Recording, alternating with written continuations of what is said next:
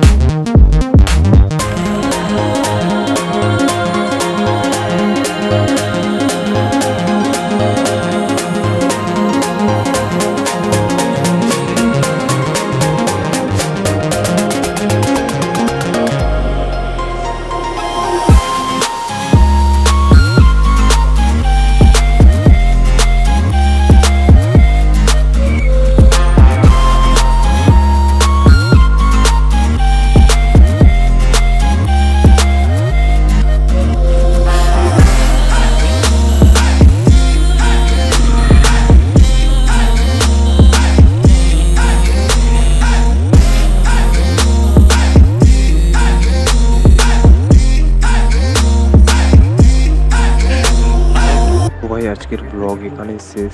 কেমন লাগলো কমেন্টে অবশ্যই জানাতে ভুলবেন না। আর নতুন কেউ দেখে থাকলে অবশ্যই সাবস্ক্রাইব করে পাশে থাকুন। কালকে আবার নতুন ব্লগ নিয়ে হাজির হবো তোমাদের সামনে। তো এখন টাটা, বাই বাই, আপনারা ভালো থাকবেন।